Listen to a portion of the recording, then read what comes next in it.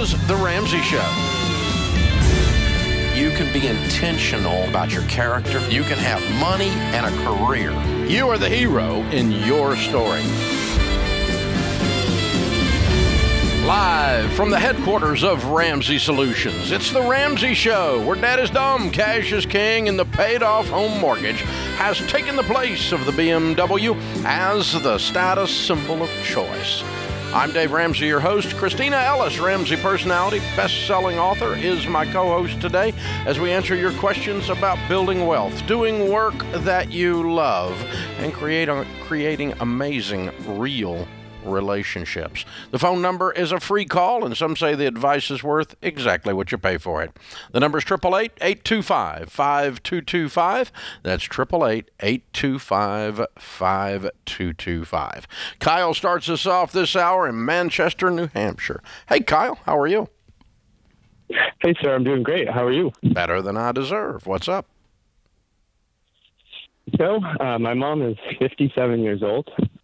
She's losing her job next month. She's been working at a company for 22 years, and I'm looking to have a discussion with her about her plans for retirement. She, so far, has been unwilling to share her financial situation with me and discuss her retirement plan. So far, she told me that she's going to put it off. It's too soon to think about retirement. And I just would like to open up that conversation with her and get her sort of on track for that. Okay.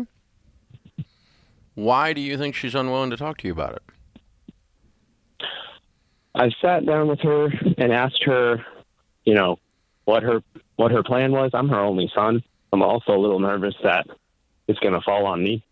But she told me that her parents never talked to her about retirement or their financial situation, and that she doesn't want to talk about her financial situation with me, being her son. Okay. And that's her only reasoning. She might be embarrassed to talk about it as well. Yeah, I think that's the real reason. It sucks, and she doesn't want to own it. She's ashamed. Yeah.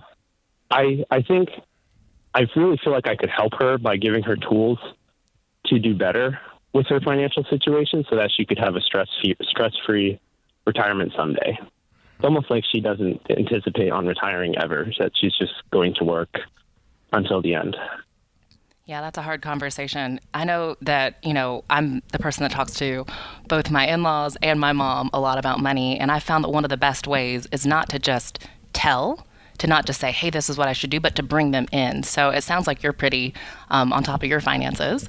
And so I wonder if you could just even, kind of talk to her about what you're doing so she doesn't feel that shame and that, finger pointing at her. But it's more like, hey, this is what I'm excited about right now. This is what I'm doing. This is what I'm stoked about. Do you want to come with me to an event? Do you want to read a book with me or watch a video, and just see if it can kind of be an enthusiastic thing versus a shame-based thing? Exactly. Yeah, the best way you can enter something like this, and I learned this accidentally because I went broke, and then I started telling people about the story of going broke, and then they gave me, because I did that, they didn't feel as stupid because I was bigger stupid and standing right in front of them, right? And so then I could call them stupid and call them out. But I was doing that from a position of my negative story, not I've got it all together and you people are a bunch of doofuses, right? It was more like I've got a PhD in DUMB and I've done a lot of stupid, and that drops the shame down, the gate down, and allows me to walk into people's lives. I didn't even know I was doing it. I figured it out 10 years after I first started doing it, probably, before I realized what was happening was that God had given me this story of going broke, this wonderful story. And it's wonderful to hear, but not wonderful to live. And, and basically I'm running around the country for 30 years telling people how dumb I was with money. Hey, I got an idea how to help you with your money. And it seems oxymoronic, but what it did is it took the shame barrier down. Now, how does that translate to you? Just exactly like Christina said, you probably ought to say, Mom, I was scared about this for a long time because I didn't know anything about it. And I hadn't done a very good job, and I felt really bad. I felt ashamed. And here's what I started doing. I started doing this, and then I felt a little better, and then I started doing that, and I felt a little better. And if you've not done a good job with retirement, Mom, that just makes you like a normal person. And so there's no shame in it. I messed it up, and I'm trying to figure it out. And if you want to learn some of the stuff I've learned, it would be my honor to walk alongside and to teach and to help you with that. But I'm not here to look down on my nose at you and saying you've done a horrible job. I'm just here to say I did a horrible job too, because I didn't know what I was doing either. And I had to figure it out. And that's approach it from bottom up rather than top down. And it's what most of the financial people mess up on. They drop their glasses down on the end of their nose and wag their finger at somebody and talking down to them instead of going, hey, man, I've screwed up, so I know what stupid looks like. And so then you got permission to call out stupid once you've done that. But you've got to establish that, because she's probably a pretty proud woman, it sounds like. And, the shame that she's feeling is what is holding her off. It's not that her dad didn't talk about money. It's that she doesn't have any money. And she is going to be working up to 70 years old probably, because she's probably broke. And so if you can help her with that, then you'll get her on the way. Let me send you a copy of Baby Steps Millionaires, and you can give her How Ordinary People Built Extraordinary Wealth, how you can too. You can give it to her and just say, hey, I read this book, and this was all stuff I didn't know.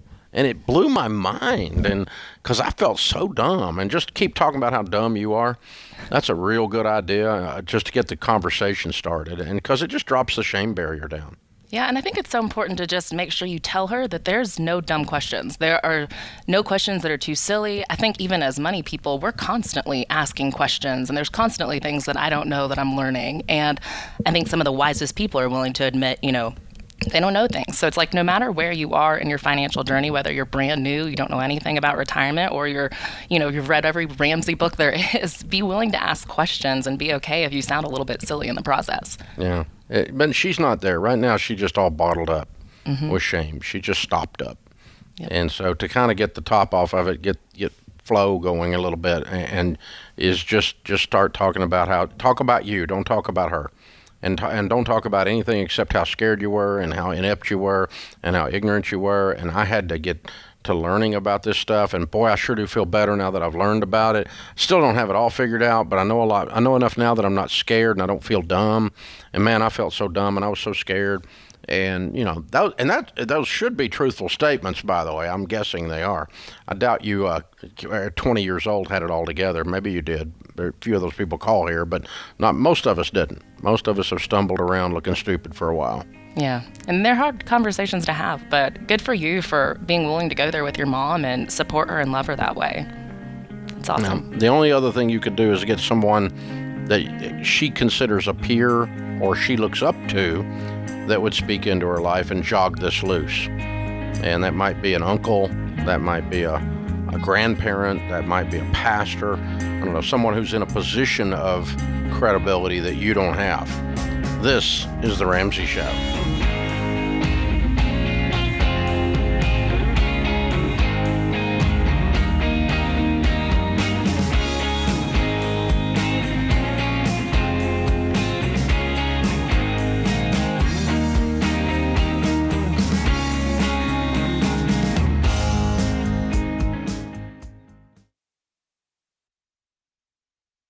Chaos. That's what it can feel like when your business is growing so fast you've outgrown your financial and accounting software. The faster you grow, the more likely you are to lose control of the numbers. And here's the reality. If you don't know your numbers, you don't know your business. That's why we use NetSuite by Oracle, the #1 cloud financial system. Over 28,000 companies use NetSuite by Oracle, including Ramsey Solutions, because NetSuite gives us a single view of everything we need to make daily decisions. Whether you're making a few million to hundreds of millions a year, NetSuite gives you the visibility and control of the things you need to grow, like your financials, inventory, HR, planning, budgeting, and more, all in one dashboard. Go to netsuite.com/Ramsey right now to get their free white paper. Jumpstart your CFO career.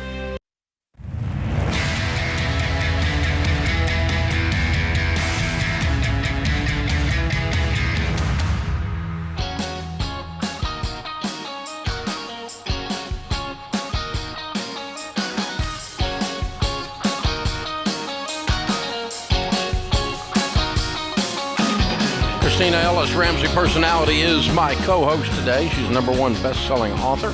We're going to talk to you about your life, your money, your relationships, your career. The Building Wealth Live Tour is officially in full swing. We were in Las Vegas last week, and it was an absolute blowout. We had over 3,000 folks there. It was a lot of fun. You guys in Vegas were so fun. Thank you all for coming out. Absolutely incredible. We're going to be in Orlando next week, a week from this coming Thursday, and we've got a few stops planned for the fall. Plus, we got news you've all been waiting for. We've added our last stop in the fall, now Phoenix, Arizona, September the 13th. Phoenix, Arizona, September the 13th. So the schedule now sounds like Orlando, May 19th. That's next Thursday. Then we'll go into the fall. Phoenix will be September the 13th, Sacramento, November the 1st, Minneapolis, November the 10th, and San Antonio, November the 15th. Now, that's Rachel Cruz, George Camel, Dr. John Deloney, Ken Coleman, and me. We can't wait to see all you guys. Again, we had so much fun signing books, taking pictures, hanging out with all of you, and there in Las Vegas. It was a lot of fun, and we're looking forward to being with you guys in Orlando next week. There's a few tickets left. Tickets are only $25, $60 for a pack of 4. So if you want, you and your wife, you and your husband want to bring your friends with you, hey, it's less than the cost of a pizza, right? So there you go. Go to RamseySolutions.com/events and get your seats now. Orlando, week after this week from this coming Thursday. Now Phoenix, September the 13th. Sacramento, November the 1st. Minneapolis, November the 10th. San Antonio, November the 15th. Our question of the day comes from Blinds.com. They have a 100% satisfaction guarantee. That means even if you mismeasure or you pick the wrong color, they'll remake your blinds for free. You get free samples, free shipping, and with the new promos they run every month, you'll save even more. Use the promo code Ramsey to get the best deal. Today's question comes from Tim in Pennsylvania. I have a 16-year-old son that does nothing but play video games. He seems to think he will be a rich YouTuber. How do I motivate him? Whew. It's a big one. I feel like this generation, I've heard a lot of kids recently saying they want to be a YouTuber. And I think it kind of falls into two buckets. It's like saying I want to be an influencer. Shoot me, you failed as a parent. Oh my gosh. But I will say there are people doing YouTube. So yeah, and there are people doing influencing. It's not anything to be proud of, though. But before you come down on him, I would see if there are some nuggets there that could be a career. So does he potentially like videography? Does he like engineering? Is there some type of design work that could interest him? So dig into that and, see, is there something in that space? Now, if you start pushing him to explore different options and he's not interested in that, then it might truly be a motivation problem. But I would first see if there are any nuggets of some sort of career path that might be in there that's not just being an influencer or a YouTuber. Yeah, there's something. I mean, we're on YouTube and we make a lot of money on YouTube. So you can make money on YouTube. I'm not saying that. And I guess in a sense, in a weird kind of a way, we're influencers, except we really do stuff and have actual thoughts. We're not just famous for being famous. But here's the thing, Tim. The way I would approach it is this. I would take him somewhere away from your house. Coffee at a minimum. Camping would be better. And just say, my job as your dad is to prepare you for adulthood, to turn you into a good adult. A good adult has a good understanding that work is where money comes from. So my job as your dad is to teach you to work. I have failed, and I'm sorry for that, because I've allowed you to sit in the basement and play video games. That's not work. And so you're going to start learning to work. The bad news is I've messed up. The worst news is you're about to learn to work. You're going to start doing some things where you learn how to work, because I don't want you being 38 years old and living in my basement. So you're going to learn how to work. I love you too much to allow you to think that playing video games is an actual job. It's not. It's what you do for fun. It's a cool hobby. It's exhilarating, but it is not an actual job. And so I'm going to help you learn to work. Now, part of that might be the nice things that Christina was saying, because I'm an old dinosaur dad and she's a nice lady. So, but the nice part of the part of that is I think you may be drawn to something like video work. You might be drawn to something that has something to do with the gaming world or the YouTube world, and I'm fine to help you explore some of that. Let's get a camera, and let's see if you can actually make some money doing this, and let's do, maybe make some money that's not on YouTube and not have to do with a video game, but still has to do with those same kinds of skills, and discover some of those skills, help him discover some of those skills, and scratch the itch that he's got if it is a creative itch, if it is not a I want to sit on my butt itch. Because some of these people do want to sit on their butt when they're 16. Most of us did, by the way. Some of us just had fathers that wouldn't allow it and mothers that wouldn't allow it. And so, I mean, your mother would jacked you up if you'd have come in saying that. Oh, yeah. Oh, yeah. My mom is a challenger, and she would have nothing to do with that. But yeah. I mean, she would have been more like me than you. Oh, you were like, well, let's discover his gifts. And I'm like, kick his butt. But I mean, but both of them have the same motivation. Both answers are, how do we help the child? Not what Tim wants, but what he wants for his son. I want my son to become a man. Right. Men work. Right. And it's a loving challenge. Like, it is a challenge that is a challenge. Like, we're not going to tolerate sitting around playing video games. Like, that's off the table. Grown-ups. I shouldn't say men. Grown-ups work. Let's just call it that, okay? And so, you find your gifts. The Bible talks about train up a child in the way he is old, in the way he is molded, or the old King James says, in the way he is bent. In the way he is bent, the way he's designed. Train up a child in the way. So that's what you're saying. Pull those gifts out, start using them. But, sitting around saying, I really have no plans in life because I want to be a YouTuber. This is not a plan, young man. This is not a plan. This is a good way to end up broke. And so you've got to have something more than that. But dig in, and take him out of the house. This is not sitting in his bedroom or your bedroom or the living room. He's got to be away from the house. This is a mano a mano, a man-on-man discussion. I am your dad. I love you so much. I'm going to help you become a man, my son. Absolutely. This question reminds me a lot of when people talk to me about their kids not wanting to go to college. Some people get really negative about that right away. They think, oh my gosh, my kid's going to fail. They didn't go to college. And it's like, that's not the case. They just may have interests that don't lie within the realm of college. So maybe talk to them about a trade program, talk to them about a vocational program, like really lean into their interests and see what they are. But bottom line, we're not going to sit at home and eat cheese puffs all the time. Like, you're going to do something. Well, you know why they call them starving artists? Because they don't make much art. Yeah. And so but there are plenty of artists that make a lot of money. Right. Because they create a lot of art. And you know why they call them starving songwriters? Because they don't write a lot of songs. But I've got friends who are in Nashville who've written 1,000, 2,000 songs. And if I said their name, you would know their name. Ta-da. They sold a lot of songs. But there's a work ethic involved in the creative process. You don't sit around and wait on roast duck to fly in the window. You go shoot the duck, pluck the duck, and cook the duck. This is where duck comes from. It doesn't just fly in the window already roasted. And so this is the lesson that's missing in this question. Right. I think that a lot of times this question of how can I be a YouTuber, it's because the kids are saying the glamorous side of YouTube. They're saying, an influencer, and that's cool. But it's like, no, you got to be willing to do the work.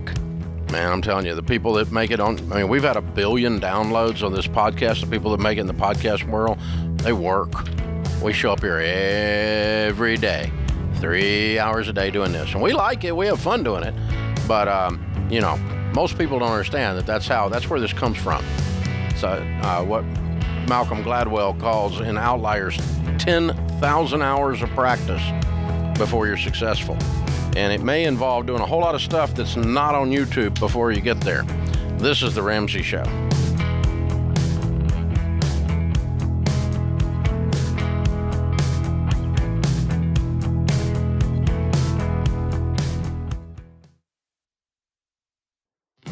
Look, I love real estate, and I want you to have a house, but I don't want a house to have you. That's why you need to get in touch with Churchill Mortgage to make sure you do this right. These guys are awesome. They'll help you get on a smarter mortgage plan because they're committed to doing what's right for you. That means they check in every year with free consultations to help you stay on the right plan. They show you how to save money and interest so you can build wealth faster. They walk you through the total cost of your loan so you can make the best choice. Basically, they care. That's why we call them Ramsey Trusted. You can achieve debt-free home ownership, and Churchill is here to help. Go to their site, churchillmortgage.com/Ramsey, to start your approval or get more information.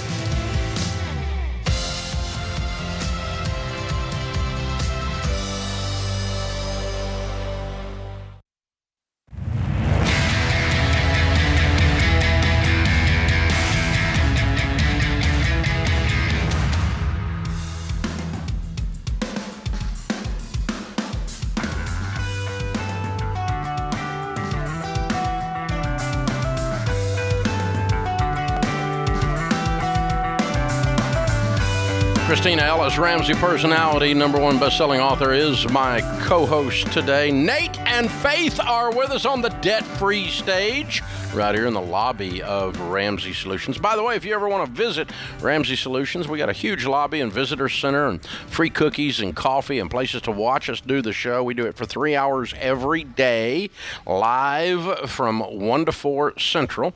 Many of you consume it at different times on your local radio station or podcast or YouTube or whatever, but that's when we're here doing the show. And lots of people calling in live from all over the nation, and lots of folks dropping by. Usually got 50 to 200 here in the lobby hanging out, and so just come make it one of your stops when you're in Nashville. Nate and Faith, how are you?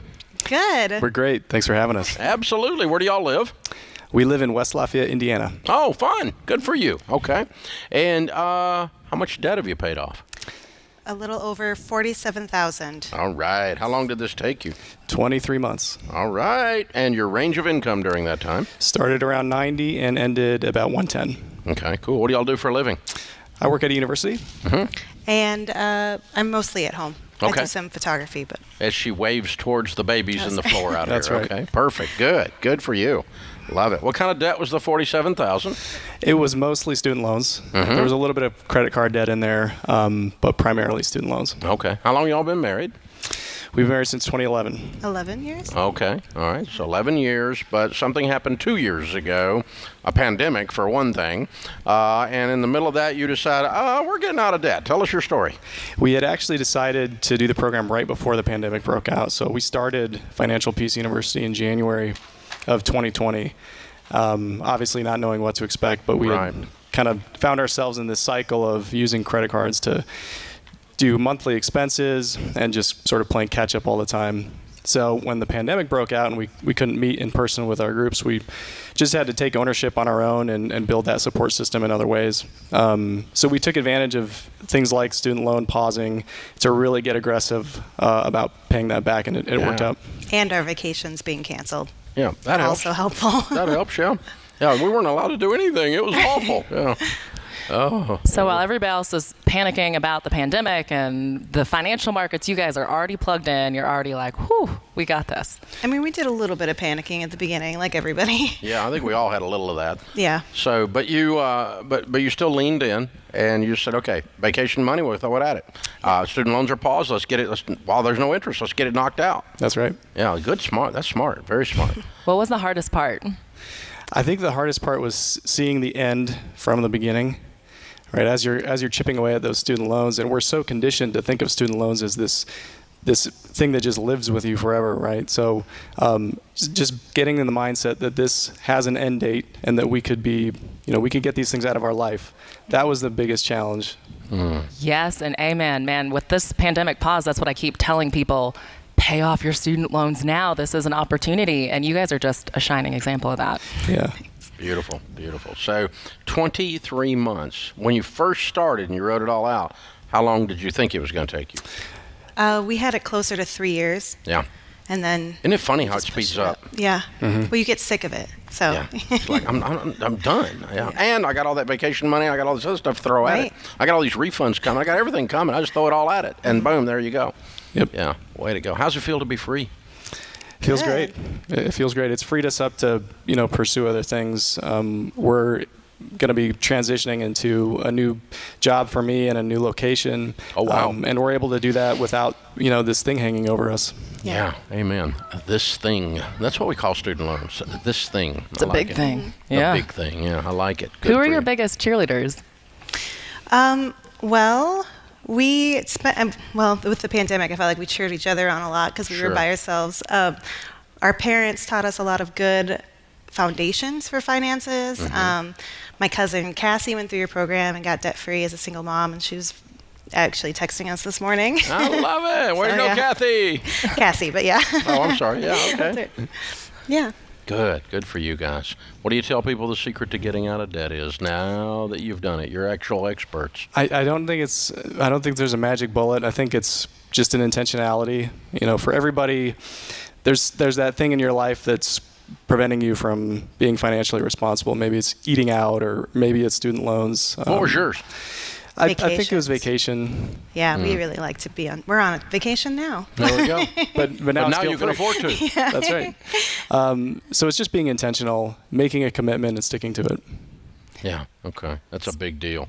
Big deal. Well, way to go, you guys. So for all those people who have student loan debt and are waiting to pay it off, will you tell them how does it feel to have them done and to be debt free?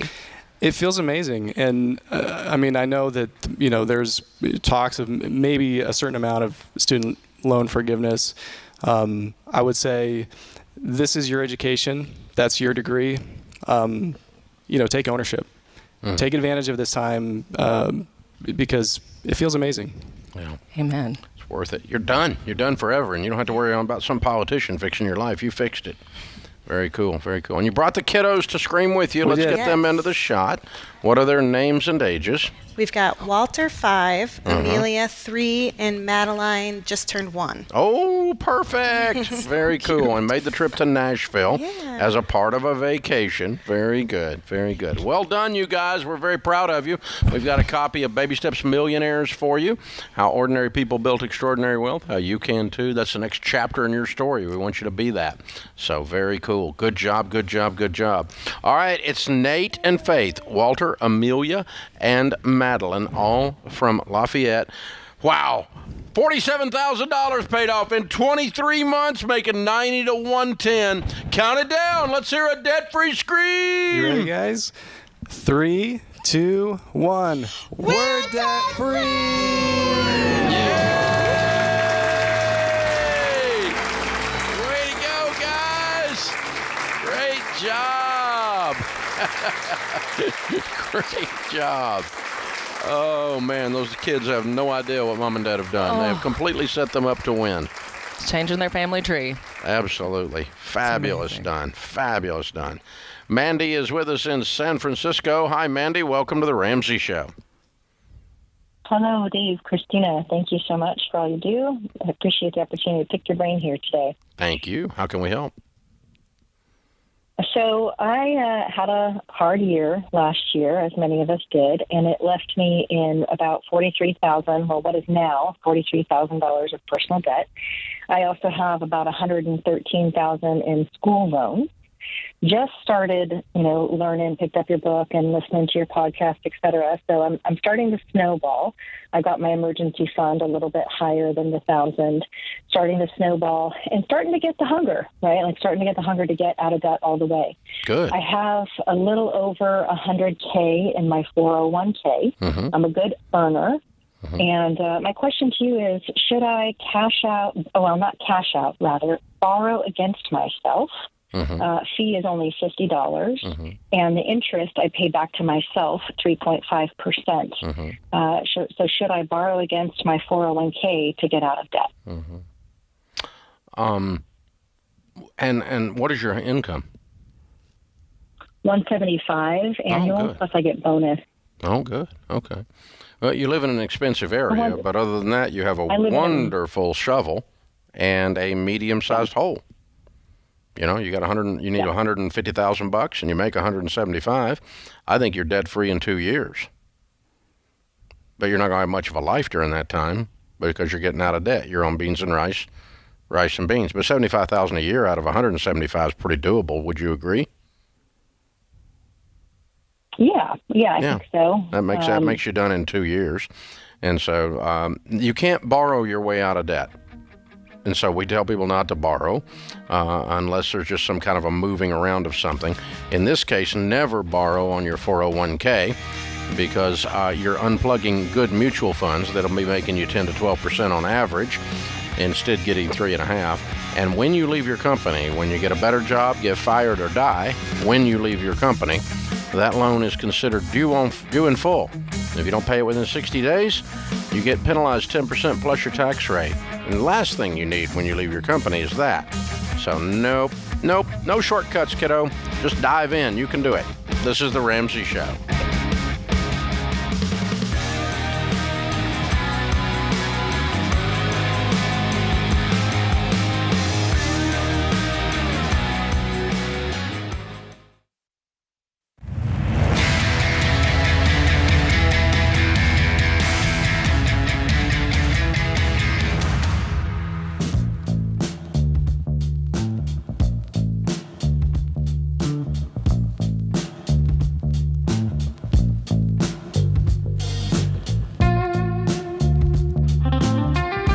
Ellis, Ramsey Personality, is my co-host today. Susan's in Gainesville, Florida. Hi, Susan. How are you?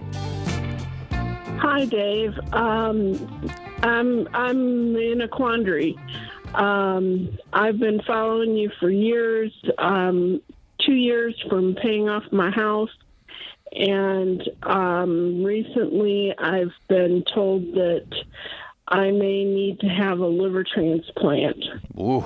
And in doing the research, my insurance will pay for a portion of it, up to my yearly deductible, or my yearly out of pocket, and but then there are drugs after the liver transplant that you end up taking for the rest of your life at $300 a month. And I'm single and I'm 60 years old and I only have 150 in my 401k, and I don't know what to do. The research is telling me it's a lifetime commitment of like $500,000.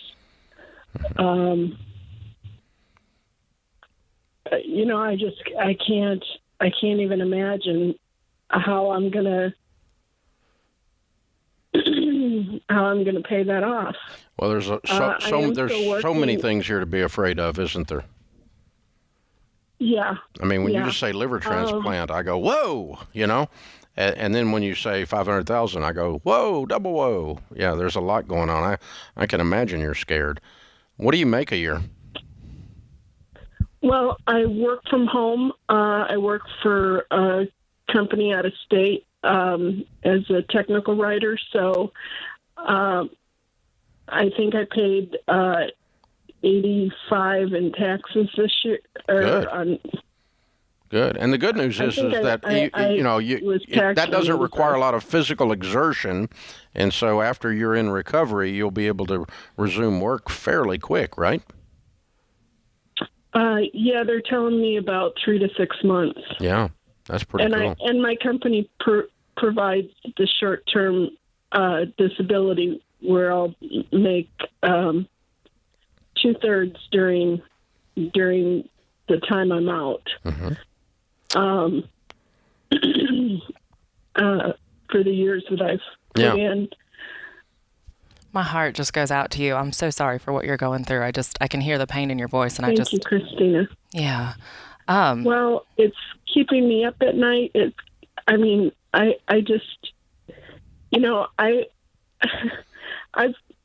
a Ramseyite for a long time. I've even I've even facilitated at my church on 2 different occasions, and I've never heard you talk about this. And so here's the truth of the situation. Sometimes, for me anyway, I don't know if this works for you, but sometimes once I understand I'm doing something, period, then the fear starts to go away. Because here's the deal. Medically, this is scary. But you're doing it. You don't have a choice. Right? Well, not if I want to live. Well, there you go. That's what I mean. We're doing it. So game on. Right? My pastor Scary, told me scary, that I have but an obligation. yeah, scary, but straight up, dying's not an option here. We're not when we have other options on the table, and so game on. Let's do it. And it is scary, but you're just embracing the facts of the situation, and you're going, all right, I'm not really going to worry about this. I've just got to do it. Now, as far as the $300 a month, you make $85,000 a year. You're okay. It's not $500,000, and it's not $500,000 out of your pocket. This is a $500,000 total bill. The insurance is going to cover the vast majority of. You're going to cover your deductible and your copays and some other stuff that insurance doesn't cover that's associated with this. But let's say it's $50,000 plus $300 a month, and we get to keep Susan around. I like the plan. Let's do it. But I've already almost depleted my emergency fund, and our other option is die? No, don't think so. Well, also, I do love that you said that you're doing a lot of research and you're kind of exploring what's out there. I would encourage you to continue leaning into that. I don't know if you've looked into any of the prescription drug programs that kind of reduce the cost. Like, I know there's a lot of coupon programs like GoodRx, and I know there's some other ones out there. So I would definitely go through and see if there's any option out there that will reduce that cost. And then I would connect with some other survivors, people who have been through what you're going through, have seen those bills and been overwhelmed and somehow got through it. I think they're going to have some of the best wisdom and insights for you. So here's what's going to happen, Susan. All right? You're going to have a liver transplant. And you're going to have a bill that's $300 a month, and 5 years from now, you're going to be making $85,000 or $100,000 a year. You'll be 65 years old, a survivor of a transplant surgery. You're going to be paying $300 to $500 a month in prescription drugs, and you will have come out of pocket with $50K. And you'll be fine. You're going to be all right. The $150 is still there. You're going to work your way through this. You make enough money to work your way through this. You can continue to add. You'll be able to start adding back to your retirement again. This is not going to bankrupt you. It doesn't have to. Stop my retirement for now? I would just sit on it right now. You don't need to write any checks yet. Nobody sent you a bill yet. Yeah, actually, as I said, I've nearly depleted my emergency fund. Okay, then go ahead and stop your retirement and let's pile up cash. Stop retirement. Let's pile up cash as fast and as high as you can. How long are you going to be on this list waiting on a liver, do you think? Well, I've been told it could be anywhere from 2 weeks to 2 years. Yep. Okay. So game on. Let's pile up cash. I'm in a and I'm looking at some things, some organizations that help financially to apply. Well, kind of like Christine does with her schooling. Sure. Yeah. Here's the thing. I think you're going to have the $50,000 in cash before you need it. Because you're going to put $50,000 cash real fast together because you stopped your retirement, you stopped everything, and you're piling up cash like crazy because you're scared. If you weren't scared, you wouldn't be human, and I'm not making light of your situation. You called me asking me for hope, and I'm telling you, you're going to be okay. But it's not false. It's not going to be easy. It's going to be, you got a hard 2, 3, 4 years ahead of you, and then you're going to be okay financially. You're going to be okay medically unless something goes wrong that we haven't discussed on this call. And so I can standing outside of your fear, which you should have that fear. I would be scared to crapless if it was me. Okay, I get it. I'm with you, okay? But I'm standing over here not in the middle of it, looking at your numbers in your life, listening to a lady who's already a survivor. You're already a scrappy woman, aren't you? Yeah. You've been scrapping a long time. This is just one more fight. Double up your fist, girl. Okay. You can do it. You can do it. And I'm not making light of your situation, and I'm not making light of you having some fear. I hear the fear in your voice. I hear the hopelessness in your voice, but my job is to speak life over you. And it's based in facts, not based in the hope I'm speaking over you, and Christine and I are speaking over you is based in facts, not based in Pollyanna positive thinking or something. I can tell you that a woman that makes $85,000 a year that stops her retirement can pile up 50 grand pretty fast. Boom. I can tell you the woman makes $85,000 a year. 5 years from now is going to be making $100,000 a year. Boom. I know that a woman making that kind of money can pay $300 a month in prescription and be okay. Boom. I can see the math is going to be okay.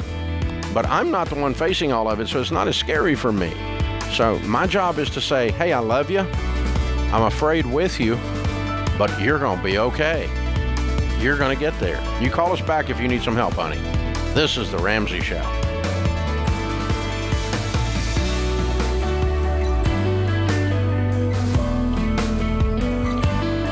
Have you been inspired to make a change with your money? Want to know where to start? Take our 3-minute money quiz to get a plan you can follow. Go to RamseySolutions.com and search for Get Started to get a plan for your money.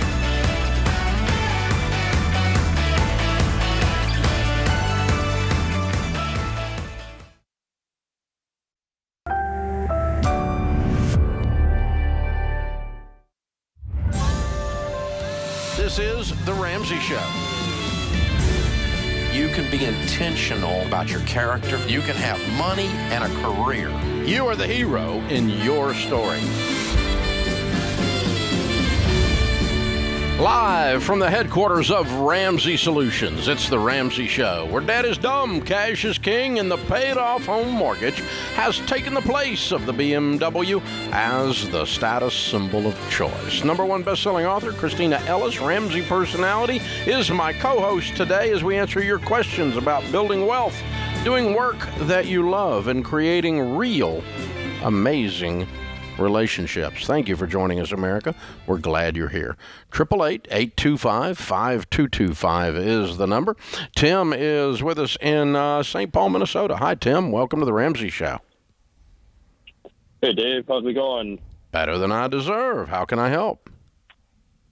So, I'm debt-free. I've been debt-free for almost 2 years. I'm 22 years old. I have a full-time job.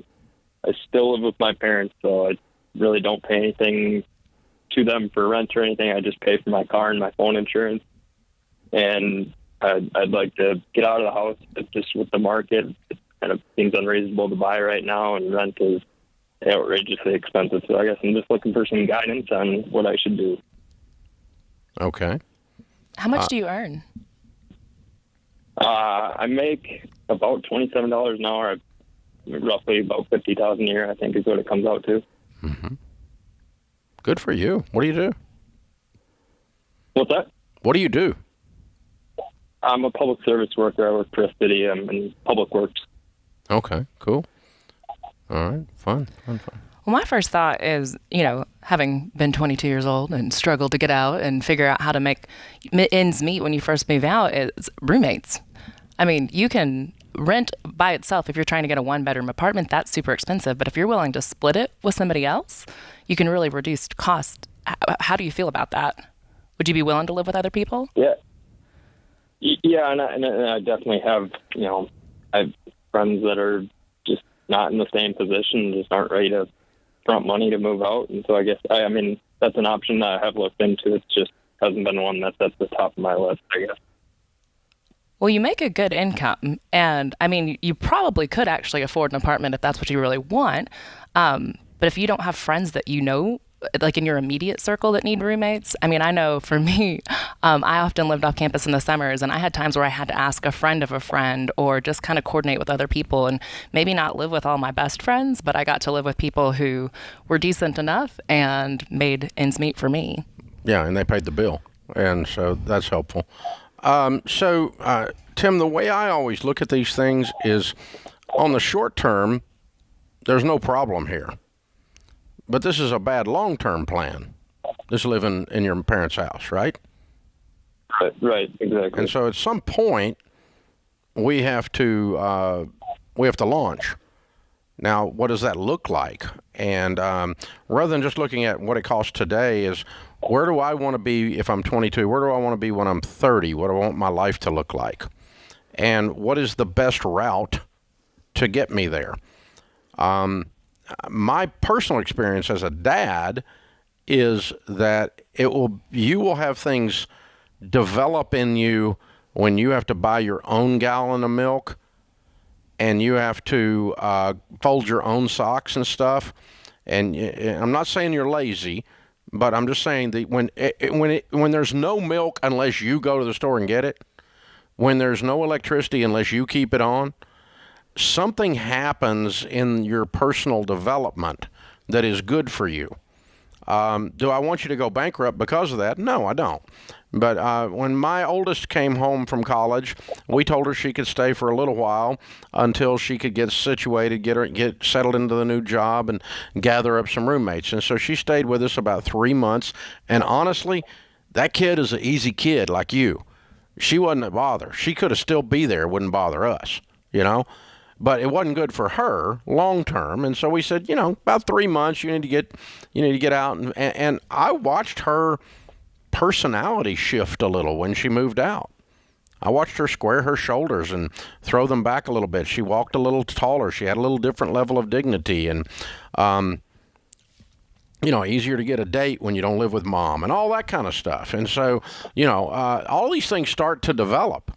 And so I'm going to recommend, as Papa Dave, not Financial Dave, that you go ahead and start looking really aggressively about getting out. And it has nothing to do with math. It has everything to do with your emotional, psychological manhood development. And I'm not panicking about it. I'm not calling you a pansy. I'm not any of that. I'm just saying, it's long term. By Christmas, if I were in your shoes, I would be out on my own. Now, that also, I think, now back to Financial Dave, I think what I would do is, I'm with Christina on the roommate thing. The other thing I would do is I'm going to shop around because I think you're a sharp young guy. And if you could find a garage apartment over the top of a garage out back of some rich old lady's house, and she would just love having Tim there because Tim makes her safer, because Tim maybe mows the grass or cleans the gutters. I don't know. You might get the deal of the century on that if you can find it. Now, it's a bit of a needle in a haystack, but it's worth looking around for and, talking to the pastor over at your church and going, hey, where's the rich old lady with the garage apartment? I need to talk to her, or rich, sweet, elderly lady. But whatever you want to call it. I don't know. But, she's going to like Tim showing up, don't you think? Oh, yeah. I think that's a great in-between, too, because there's still kind of that homey comfort where it sounds like he's having a little bit of a tough time, making that transition. So it's like that's a good middle I've watched young married couples at 22 do that exact same thing. And they get that rental. And it's not, not the resort apartment complex with 17 pools and racquetball courts and skylights and jacuzzis, right? It's not got all that stuff. But who gives a crap? You're getting started, man. You're 22. And, so that's how I would do it. I would start figuring out a way to pull this off. There's nothing on fire. You're not a bad person. It's not a rush. I'm not saying your parents did something wrong, you did something wrong, but you called and asked, and I'm not going to sit around and wait on rent to get reasonable, because it ain't going to. Well, that's a great question. That's great that he's calling, and he has that fire in him. He's starting to feel that, maybe I don't want to be in the parents' house anymore. Yeah. It's a good start. Now, some people leave home because they get thrown out. It's like violent and toxic, and it's not good, And so the good news is that Tim actually has wonderful parents and a wonderful relationship with them, so he doesn't have that pressure. He's not, because sometimes we get the call like, I got to get out of here, and so it's crazy over here, that kind of stuff. And he didn't have that, thank goodness. And my kids didn't have a lot of that, just me. But, but roommates are kind of a standard part of kicking out there sometimes. Yep. Sometimes renting something that's not fancy enough that your friends are impressed with your rental. By the way, that might be a sign. If your friends are impressed with your rental, maybe you got the wrong rental. Just an idea. Because it is a rental. Yeah, that's just something to think about, too. If your mom thinks it's awesome, you might have the wrong one, you know? Yeah, there you go. Something to think about, Tim. But again, I admire you and I appreciate you calling, and I think you'll be a wonderful roommate or a wonderful help to the rich old lady in the garage apartment out back. This is The Ramsey Show.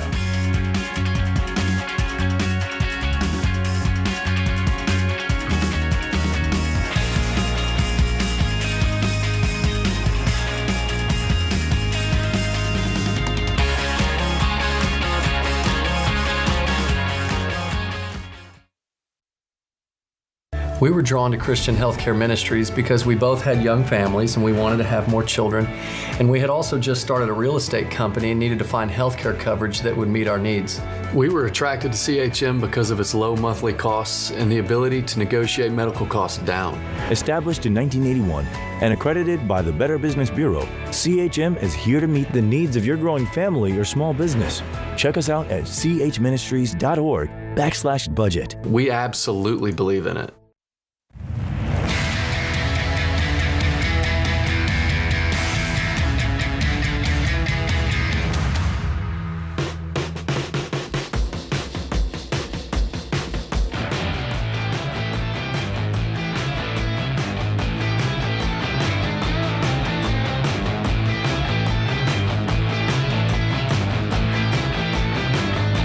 Here at Ramsey, we love to have fun, and one of the fun things we do is we give away cash.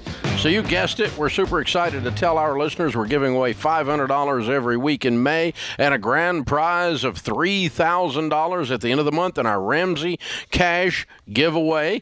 Think about what you could do with $3,000. Hello, paying off debt, pay off your kids' tuition fund. Yeah, you start that side hustle, add it to your investments. Wow. To enter the giveaway, go to RamseySolutions.com/giveaway. You can enter every day for more chances to win. No purchase is necessary, but you must be 18 or older to win. As great as the Ramsey Cash giveaway is, we're not stopping there. To help you crush your financial, personal, and professional goals, we're putting our #1 best-selling books and tools in the Ramsey $10 sale.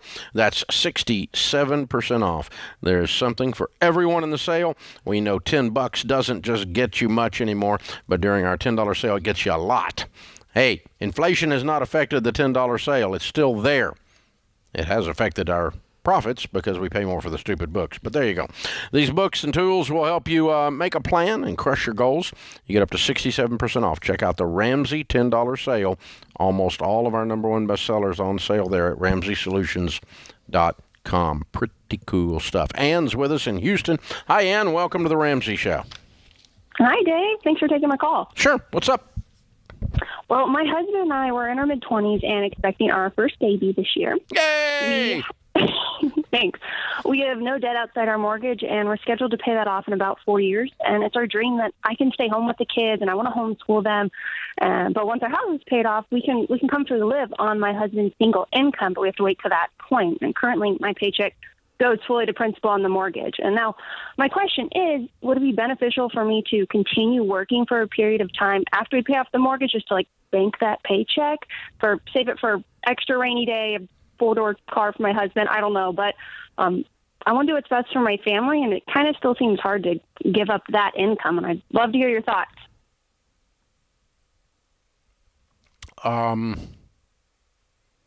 There's not a wrong answer to this. It's what you want to do. You're adequately analyzing the trade-off. The trade-off is I want to be at home full-time with the babies, or I can go over here and make some money.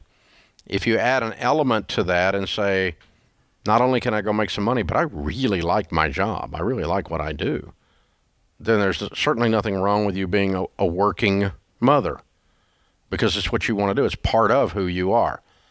It doesn't mean you're a bad mom. It just means you're a working mom. But if you say, hey, we're willing to not have the income, and I don't have to have in this season of my life the career psychological income, the career jazz. I don't like it. I'd rather just quit, and I don't want to be there, and I want to be home with the babes. Then that's a cool thing too. That's what Sharon chose to do. And Okay. she went from full-time mom and all the way into full-time grandmother. So there you go. And Christina sitting here with me is a working professional lady and loves what she does. So neither one is wrong. Which one feels right to you, Ann? I really want to homeschool our kids. I know that wouldn't be for, probably till the kids be like 5 or 6, closer to then. So that one feels the best. Yeah, but you're going to be 4 years to get the house paid off, you said.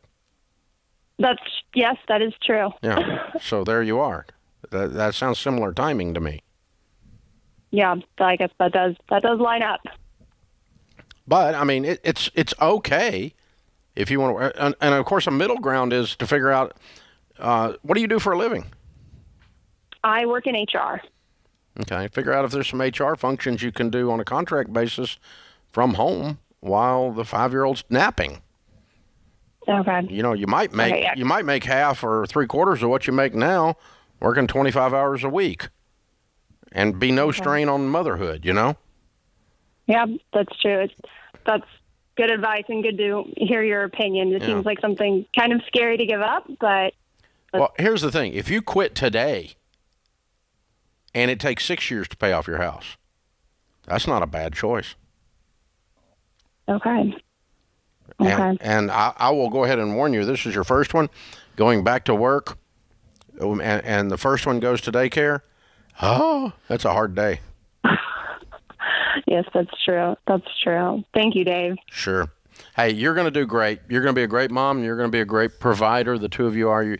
But just go ahead and go. It's okay to say, no, I'm not trading money for time with my kid. If I want time with my kid, I'll just drop the money and leave it on the table. Done. Mic drop. I'm out. But if it's okay to say, hey, I enjoy this, and I enjoy hitting some of these financial goals, and we're going to do some version of this, and, that's good too. Yeah, I mean, and I think it'd be a different conversation if they were in baby step 2. There was a lot of debt. There were some challenges. We might, talk a little bit more about timelines and be a little bit more strategic. But it sounds like y'all can't afford it. So it kind of comes down to more, what's the priority? What do y'all want to do? Obviously, you could pay off your house a little bit quicker in the direction, if you keep working, or you could take a little bit longer and be home with your kids. I think it's just, in this situation, it's more about what feels right to you and what your family feels peace with. One of the things that people deal with is it really doesn't matter what you do. You get a version of mom guilt.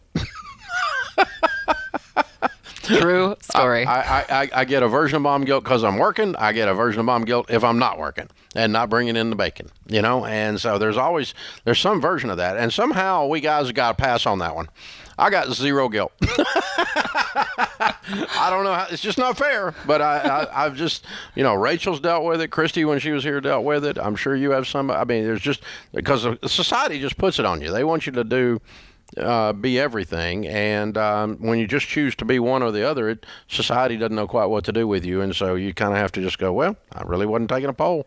Yeah, I mean, it's definitely challenging, but for my family, we've decided my husband is a stay-at-home dad, and, that's definitely helped with some of the mom guilt, and it's helped me be able to raise the kids that, in the way that we want to. It's not the perfect solution for everyone, but for our family, that's the choices that we've made. Of course, we could reach our financial goals quicker if we were both working, but, for us, raising our kids and being able to potentially homeschool one day, that's a priority to us. So we've made those choices and we've made those sacrifices.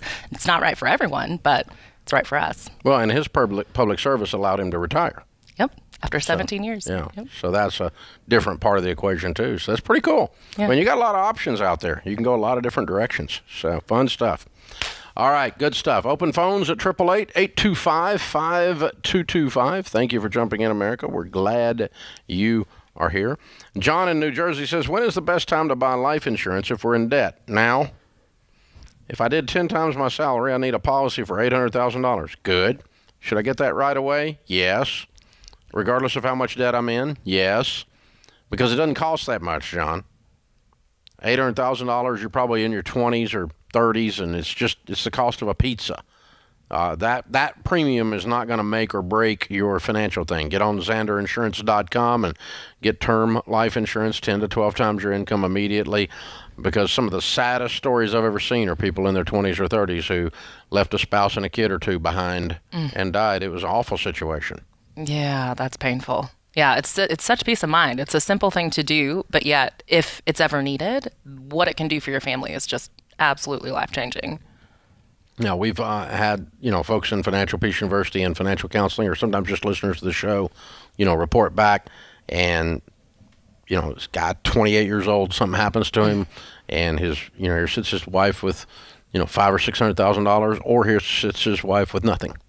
And these are two very different stories, all for the cost of a pizza. So no, it's not really an option. You have health insurance, period. Figure it out. You get car insurance, period. You figure it out. You have life insurance and a will, period. You figure it out. We work it in, work it through. Hang on, baby. This is the ride. It's called The Great Adventure. This is The Ramsey Show.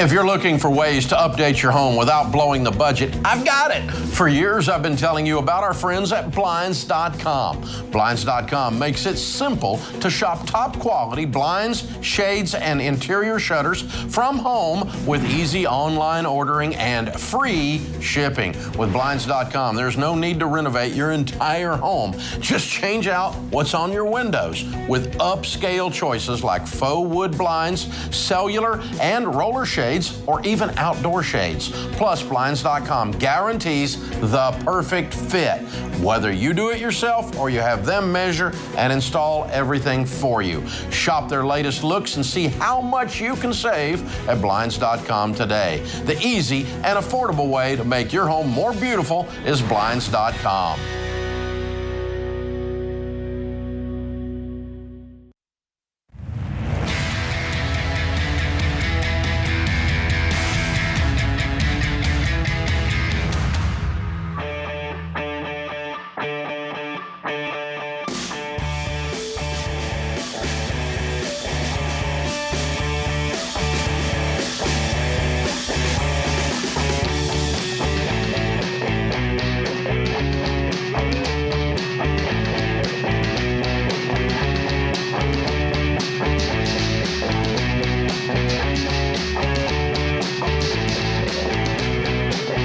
Christina Ellis Ramsey, personality, #1 best-selling author, is my co-host today. Mark and Carla are with us from Montana.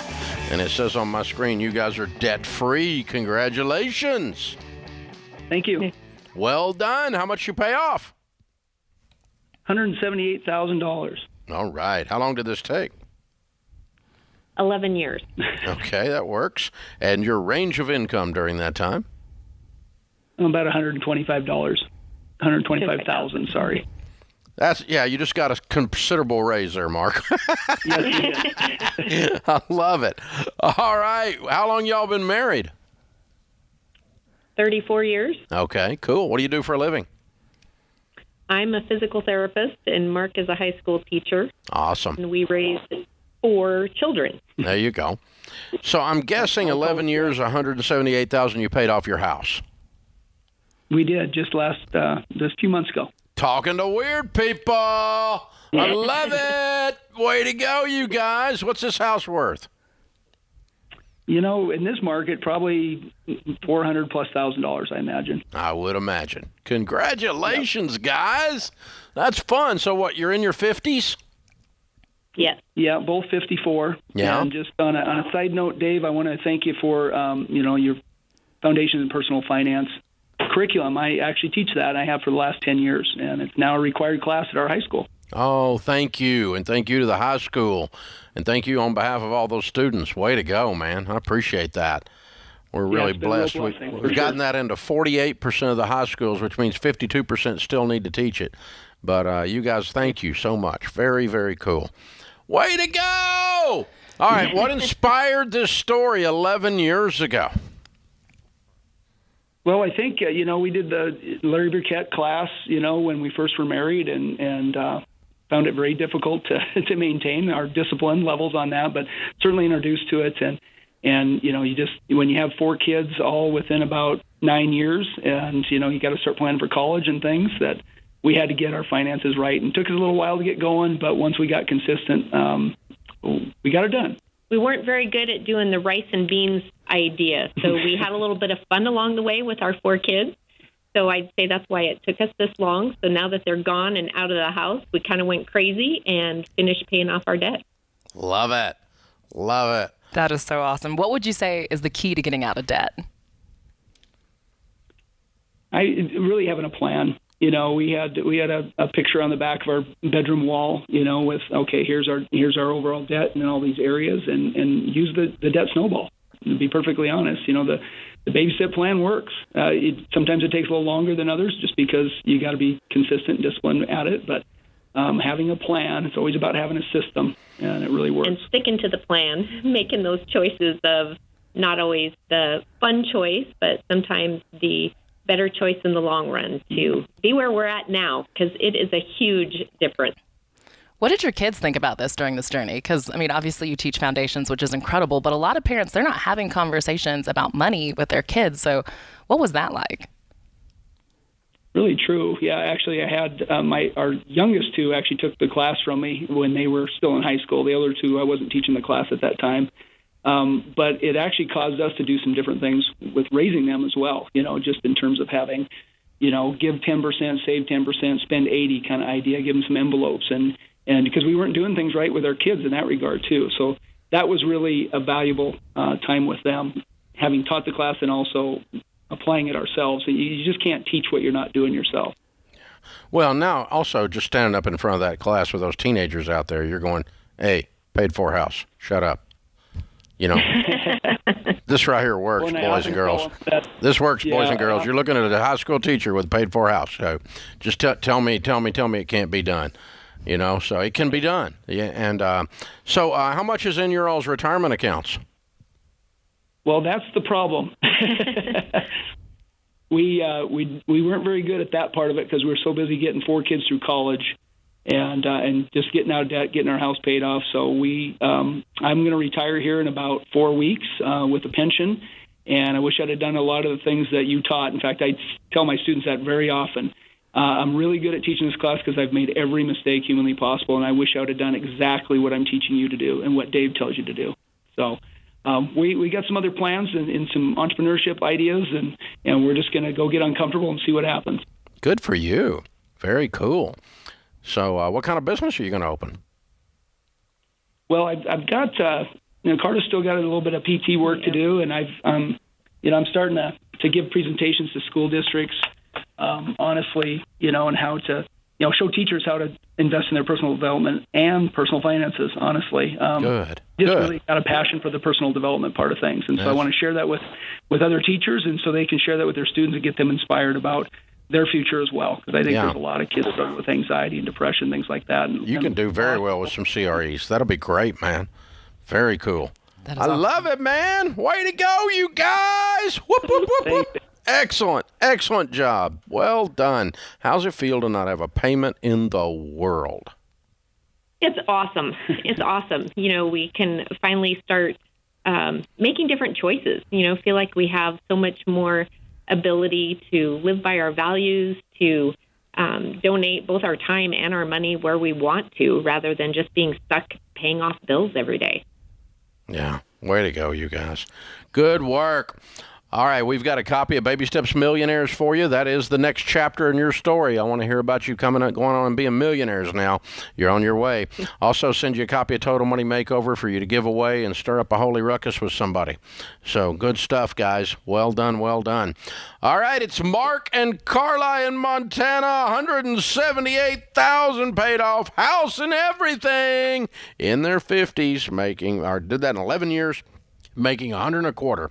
Count it down. Let's hear a debt-free scream. 3, 2, 1. We're debt free. Yeah!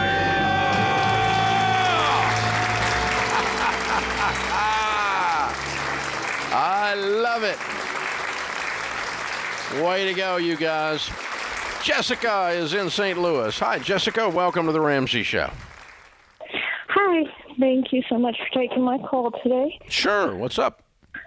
So my husband and I recently had a house fire in our mobile home about 2 weeks ago. Oh, no. Everybody okay? Yeah, shaken up, dealing with insurance.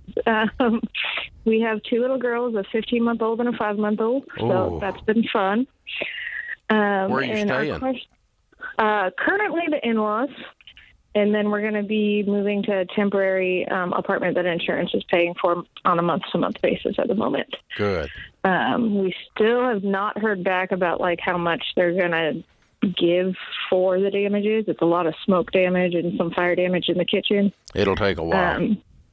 Yeah, so we're actually trying to decide, because our mobile home is paid off, if we should actually use whatever money insurance gives us and just sell the mobile home and then buy a house. Yes.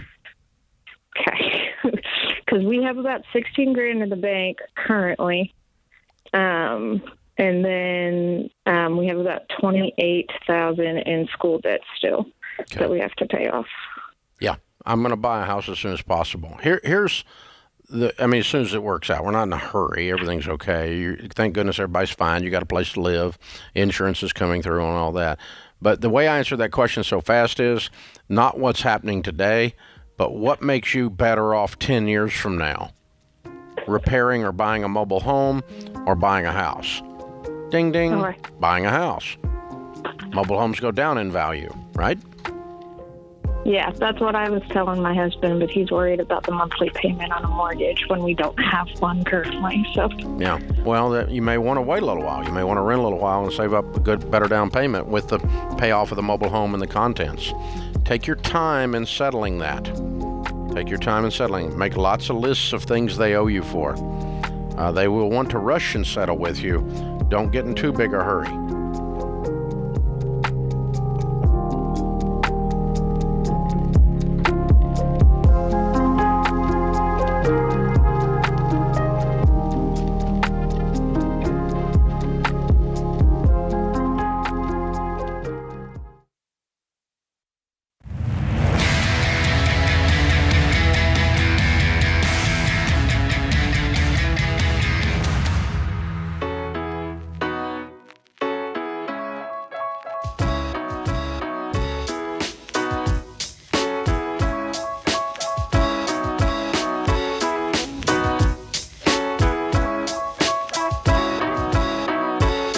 Christina Ellis, Ramsey Personality, is my co-host today.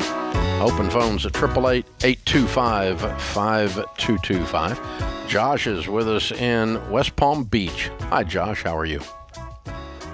I'm well, thanks, Dave. How are you? Better than I deserve. How can I help? Question about baby step order, and thank you for taking the call. My wife and I bought a foreclosure to fix up and planned once we moved in to sell our old home. We've had an increase in income, and my question is, would it be unwise to keep the old home rented out and focus on paying everything down pretty quickly? I don't know that that's a baby step question. It's just a matter of how much you want in baby step 6. Because the baby step 6 is going to have a rental and a home mortgage in it, right? Right. Okay. And then how quickly can you clear both as opposed to selling it and comparing it out the other way? So the way I think about these things is, and it seems to be a theme today, is, okay, 10 years from now, which one am I going to be glad I did? Working to get both of these paid off and ending up with a paid-for rental in the process? Or am I going to actually end up building more wealth by getting my home paid off almost instantaneously by the sale of the other one, and then using this great new income to pound the house, the personal residence? Then with no payments anywhere, how fast can I build wealth versus limping through these other two? And that's just that's the way I would analyze it. Does that make sense? It does. Let me give you the numbers here and see if that helps. Okay. If I pause steps 4 and 5, I can have the condo and the house paid off in 3.5 years. If I don't pause steps 4 and 5, it'll take me about 5.5, maybe 6 years to get everything paid off. No, I'm not pausing 4 and 5 under any circumstances. Okay. The only thing the only option I've got, option 1 is sell the old house, use the equity to clear your personal residency faster. Right. And by getting rid of that payment and the other. Option 2 is keep them both, and you got a 5.5 year plan. How old are you? 40. Okay. And if you sold the other house, you would pay off your personal residence in what, 1.5 to 2, probably, right? Yes. Throwing that equity at it, being done with the payment and all that other, right? Yeah. Correct. Whew. Here's the thing, I have the same personal thing, and Christine, you know this. I have the same personal dichotomy that you have if I'm in your shoes, because I love being debt free and I love rental real estate. I do not love rental real estate enough to go borrow to buy it. Correct. But because once I get you debt free, brother, you'll never go back. I believe you. Because it's fun, you know. But I always give people a thing. Okay, if you're sitting here, you know, if you want to say instead of 1.5 to 2, I'm going to go 5.5 to 6, while doing baby steps 4 and 5 in either case, and I either end up in 1.5 to 2 with a paid for house and a great income. What's your income? $250. I started a business 1.5 years ago, and it just has done well. I think there's probably significant upside, but I'm basing this on the $250 we have now. Well, I think you're in a really great spot either way you go. Thankfully, this is an equation where it's both directions are pretty awesome. If it were me, though, I would want to be debt-free as soon as possible. Like Dave said, that feeling of being completely debt-free, that's just amazing. So I personally would rather have a paid-for house and then start saving up to invest in rentals than the other way around. But, I mean, I think you're looking at two really good options right here. Let me throw out a thought. This has just popped into my head. If you got rid of the rental and your house is paid for, there's two things that are going to happen that you haven't thought about. And I just did in this late in the conversation here. I didn't think about them up front. Number one, you can focus more on the business, which is you're absolutely killing it at, because you're not distracted with rentals. Right. Number two, this is not quantifiable, but it's 30 years of observation. When people have zero debt that own their own business, they make different business decisions that lead towards greater prosperity than if they've got debt hanging over their head. Even though this is not big debt, it's really small debt compared to your income, and it's hanging in the background. But when there's no dull backache, you can just run faster. I mean, you've not got a debilitating back problem that needs surgery, but you've got a dull backache called 2 mortgages, right? And when you get rid of that, your freedom, your creative freedom to do your business is going to go even faster because of focus and because of you got rid of that. So I'm probably going to go ahead and be debt-free today if I'm you, as soon as I possibly can, selling that house because of those things. I want you to have total focus on the business because you're killing it. I don't even know what the business is, but you're doing great. And I can see that going to $500,000 faster if you don't have a rental and you have zero concern. You just got a little different swagger when you got no payments, you know?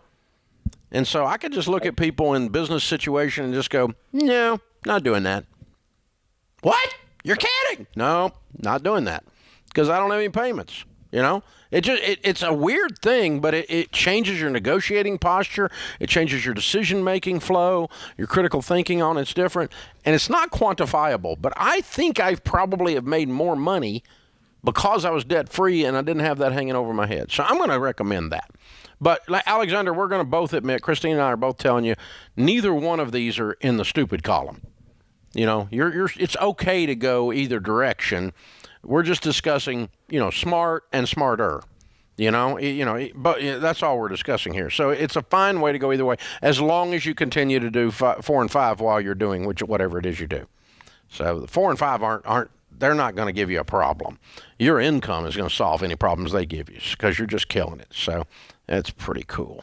That's great. Just pretty stinking cool. Well done. Very, very well done. Open phones at 888-825-5225. Janelle's in Oklahoma City. Hi, Janelle. Hi, how are you doing? Better than we deserve. What's up? So my husband and I have a question. We built a house in 2019, and we got a little excited when we built it.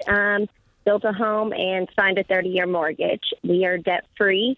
Besides that, we have a fully funded retirement and everything. We're just trying to decide now if we should downsize and get to a 15-year mortgage.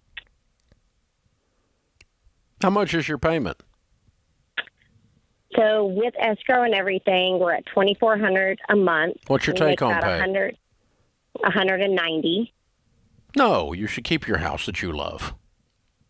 But we're at. But you should pay it off as soon as you can. Okay. You make $190,000 a year. I know, but my thing is, if I can.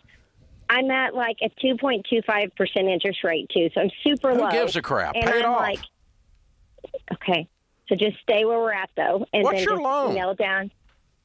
Right now, I think we have about $430 on it. All right, let's stop a second. Okay. You are the nerd and the cheapskate at your house, like I am. You are exactly right. And your husband is the visionary dreamer who built this beautiful home. Well, I did partake in that part. Oh, I'm not saying you made it without. I'm not saying you made the decision without you, but I'm saying he probably gets. You probably have more internal conflict about the price of the house, the 30-year mortgage, and he's just like, I like the house. Yes, and I'm the one that I'm like, well, we could sell it and we could go buy a $200,000 home. We could have it paid off in. You could sell it and live in a tent and invest it all in mutual funds, but it's not a good idea. That's what I would do. I know. I've read your mail. But with our two kids, by the way, I would do it. One of the things we have to learn to do with money is enjoy it. Okay. Enjoy your home and get it paid off as soon as you possibly can. You make a lot of money. You should enjoy that house and get it paid off as soon as you can. You're not in the stupid zone here. You're okay. This is The Ramsey Show.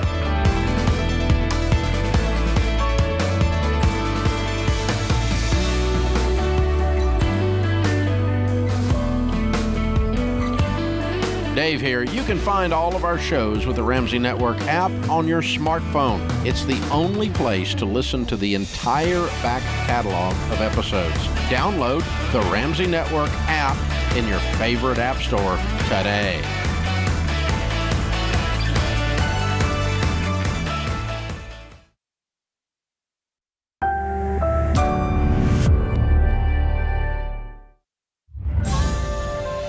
This is The Ramsey Show. You can be intentional about your character. You can have money and a career. You are the hero in your story. Live from the headquarters of Ramsey Solutions, it's The Ramsey Show, where debt is dumb, cash is king, and the paid-off home mortgage has taken the place of the BMW as the status symbol of choice. Christina Ellis, Ramsey personality, #1 best-selling author, is my co-host today as we answer your questions about your life and your money. We help people build wealth, do work that they love, and create amazing, real relationships. It's a free call at 888-825-5225. Lancaster, Pennsylvania. Jake is with us. Hey, Jake, how are you? Doing good, Dave. Good. How can we help? Yeah, I was just calling. I have a couple questions. Me and my wife started a trash business. I'm 23 and she's 21, but we are currently renting. We don't have any debt in anything.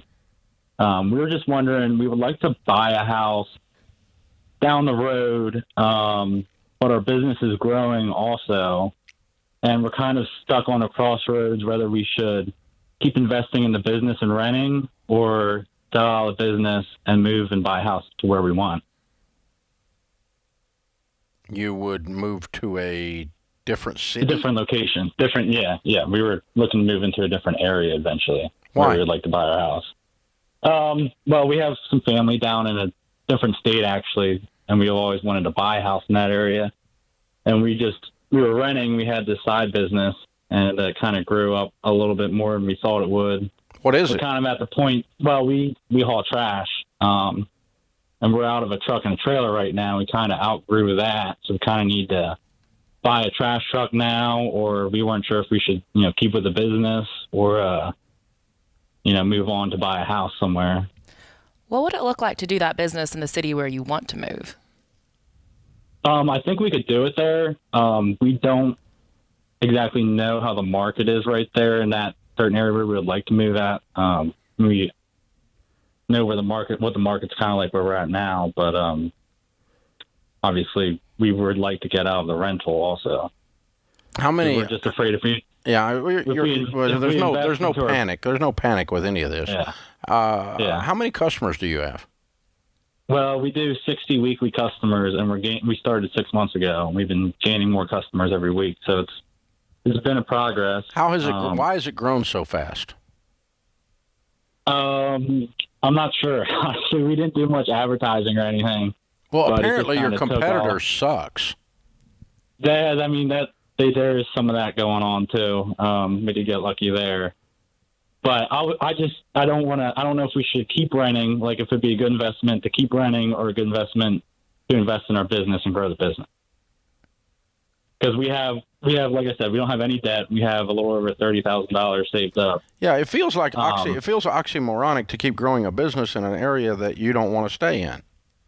Right, that's kind of where we were thinking. But so I would do is do some real analysis as to why your business exploded, and then go spend a week in the new area and investigate competitors, investigate market potential. And see if you can't replicate that there. I mean, if you did this in 6 months, what could you do in 6 years in a place you wanted to live? Yeah, I mean that's definitely what we were thinking. We just we didn't know if we move and buy a house, then that's obviously going to put a hurting on our savings or rent. Well, you can move and rent and start the business, get the business going, and then buy a house. Nobody said you had to move and buy a house. Yeah, that's true. Okay. Well, we typically recommend that. We usually say rent for a year when you move to a new city so you can kind of get to know the area and feel things out and see where you really want to live. Could you sell that 60 customer list to somebody? We were talking about it. We have a couple of people who are actually interested in it. But what would they give you for it? We didn't have any numbers yet. We didn't really talk much on that. What kind of profit are you making a year? Well, off the trash business, that's only part-time, so we're making about $1,500 a month on that. Okay, so you're making $20,000 a year profit. Full-time job. Yeah, you're making $20,000 a year profit. If somebody paid you $100,000 for that, that wouldn't be unusual. Okay. Well, no, that's not true because you got to take labor out of it. Yeah. But if you take the labor out of it, if somebody paid you $30,000 or $40,000 and you had $30,000 or $40,000 in your pocket already, and then you roll down to the new area, you rent, buy a couple trucks, and get started. Based on the market research you do on the week vacation I'm telling you to take, then you talk about buying a house 2 years from now once you got that business up and running. But you got $60,000 in your pocket to go start, and you're 22 years old. You're a rock star, man. I gotcha. Okay, yeah, I just, like I said, I wasn't 100, I thought it was kind of not too smart to keep building a business in an area that we don't want to plant our roots in. Completely agree. Completely agree. But the part that I am changing is you don't have to buy a house when you move, and you need to go check it out because you got a lot of fear on whether you can do this business because you don't know the landscape. Go learn the landscape. You may go down there and find out the whole thing's locked up with a company that's been there for 40 years and the county does all the trash collection, and there's no market. Right. There's zero potential. You may find that in that area, and you go, well, I got to have something else to do then. Okay. Well, if that's wise. But the good news is you're not afraid of hard work because what you're doing is hard work. And you guys you've been stepping and fetching. You've been getting it because in 6 months you did this. That's pretty impressive. And again, you're 22. That's not to put you down. That's to say it's impressive that you did this at a young age. And so my point is you can do it again. The secret sauce to this is not the trash business in this singular location. The secret sauce, Jake, is you. You're the secret sauce. You're the one that's got the answers. You're the one that's got the potential. Not the trucks, not the location, none of that. You are the common denominator of this success. And that's what's movable. That's portable. Absolutely. Yep, that's what I was going to say. You guys are so impressive. At 21 and 23 years old, to build that business so quickly is amazing. And if that is ultimately where you want to end up, that different city, you guys are going to be successful, in something else. If it's not the trash business, you guys have such great work ethics, great skills that I'm not worried about y'all. Y'all are going to crush it. It is an extremely lucrative business. It's impressive. And that's why a lot of major corporations like Waste Management and so forth have moved into that space. There's a lot of details with it. This is amazing. Extremely lucrative, but a lot of people don't want to do it, which is part of the opportunity that he's jumping on right now. A lot of people don't want to do the trades and get their hands dirty. But when you really look around, that's why I encourage students to don't just go for a 4-year degree if that's not what you want to do, because you can make a ton of money picking up trash or doing some other trade. They're proof of that. Yeah. I mean, it's just, just whatever you're going to do, as long as it's legal and moral, be good at it. And obviously he is. This is The Ramsey Show.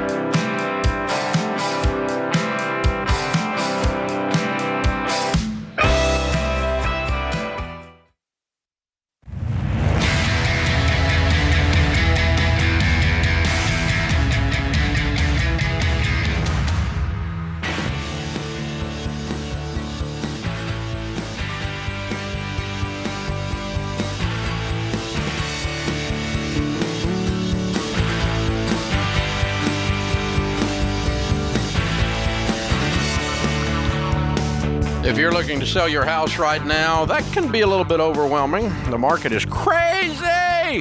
Homes are selling for way over asking price and demand is higher than supply. It's a lot to try to navigate. But look, you don't have to sell your home alone, and you shouldn't. It's important to have a real estate agent who knows your local housing market inside and out, and who will walk with you through the process. You need an endorsed local provider by your side. Our ELPs are Ramsey trusted, which means they're highly vetted, top-tier real estate agents that my team and I trust. They're pros who are excited to serve you, help you sell your home at the right price point. It's a little nutty out there. It's not amateur hour. And so you really need a pro in your corner that knows what the flip they're doing. Get a Ramsey Trusted ELP. RamseySolutions.com/agent to find one near you. RamseySolutions.com/agent. Dale is with us. Dale is in Mesa, Arizona. Hi, Dale. Welcome to the Ramsey Show. Hello, Dave. Thanks for taking my call. Sure. What's up? Hey, so I was having a discussion with my wife, and we were talking about the appreciation of our home, and we're on baby step 3 right now, and so I have assets that are paid off, but we have,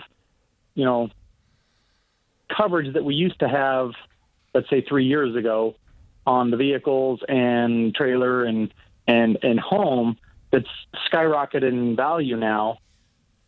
And to be able to replace those items, I was asking her, I was talking to her, and she's saying, just ask Dave and see what he says. If they should, I was thinking maybe should I increase my coverage to meet what it would be to replace those assets? Yes. You should do that once a year. Every year, okay. Yeah, you should review Just to because go back and your homeowners has a stated amount. Some policies have a cheat that allows you to go up 5 or 10%, maybe even 20%, but that's all.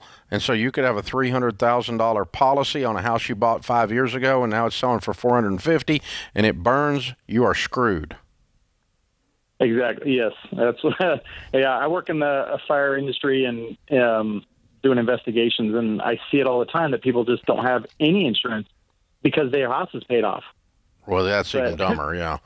But this is just everything. Here's the thing. What happened, Dale, was in the old days, like when I started this show, way back, if you bought a homeowner's policy or a car policy, it just covered the car regardless. And so if it went up in value, it just covered it. And then State Farm led the way after Hurricane Katrina and a few other. And there was another hurricane in Florida that started the whole thing, but they got hammered. In other words, they had like houses that they had $200,000 worth of coverage, and it was a $600,000 house, and they had to put the $600,000 house back. They got hammered, and so they quit covering the replacement value. Instead, they cover only what the policy says. But the old policies back in the day, like when you were a kid, were replacement value regardless. You almost can't get that anymore on houses. If you do, it's super expensive. We have about 60 to 70% equity in our home now, and we're working to pay it off. Yeah, but, the equity doesn't enter into this equation. You need a policy equal to the value of the home, and you should revisit that each year because you're not going to be covered. And the same thing on cars. Cars typically go down in value, but lately they've gone up in value, so that you might want to revisit that. But you need go to RamseySolutions.com, click on click on ELP for P&C, property and casualty insurance, and get a fresh quote on your house. They'll shop among a bunch of different companies and get you the best coverage for the price. And but that's a change in the market in the last 20 years that now requires you to be vigilant because your insurance company is not.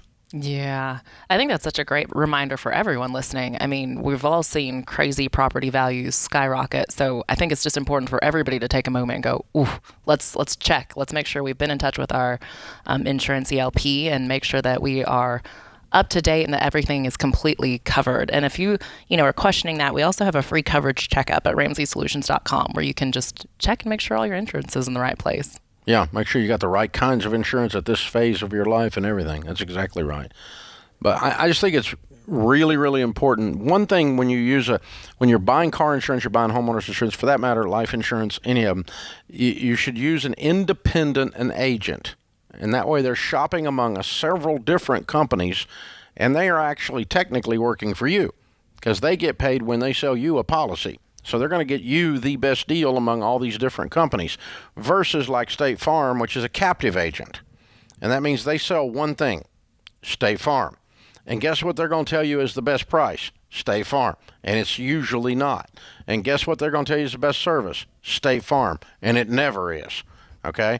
Their claims are ridiculous. Their claims officers are horrendous to work with. So, nationwide, captive agent. So it's kind of like if there's a famous football player on the commercial, probably not the best insurance. That's what I'm saying. So, I mean, we got Aaron Rodgers on one side, Peyton Manning on the other, right? And so this is what's going on in the insurance world. So what you're looking for is an independent agent that will shop and get you the best deal, and also ask that agent to put a tickle in the file if they don't automatically do it, and review and update your policy every year, especially in these inflationary times. You can just be left hanging. It's bad. And when you do that, you end up getting a better price. That's good. A lot better price.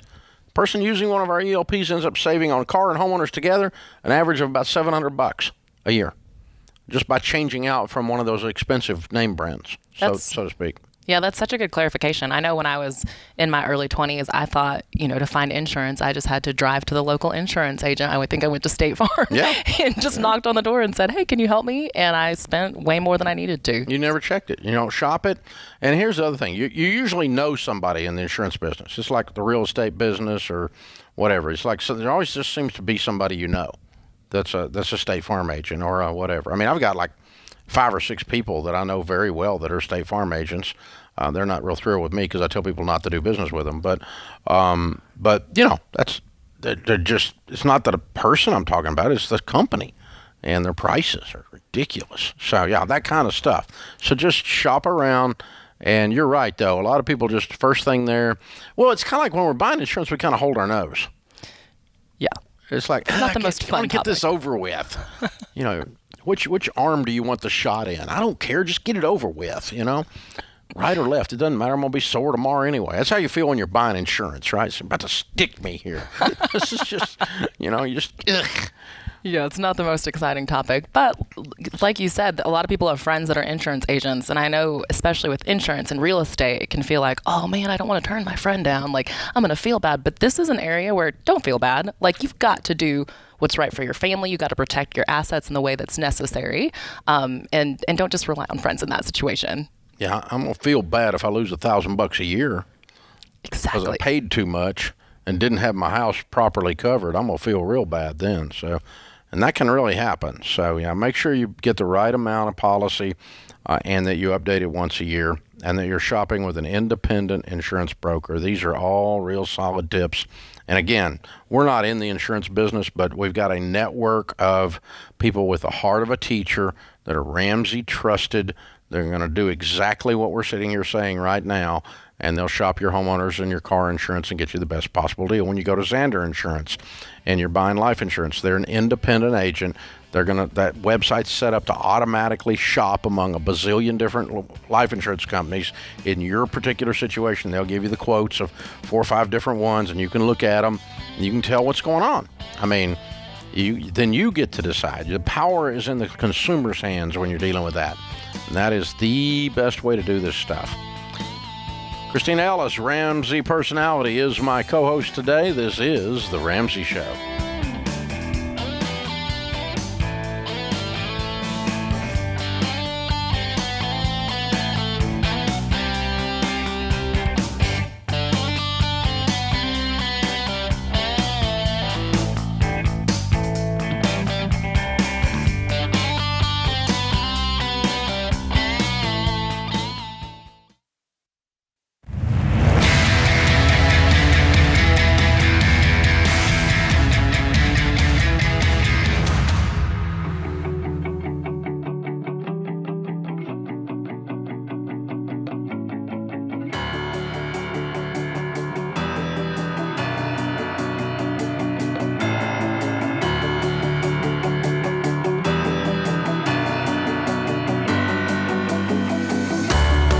Christina Ellis, Ramsey Personality, is my co-host today. Thank you for joining us, America. We are so glad you're here.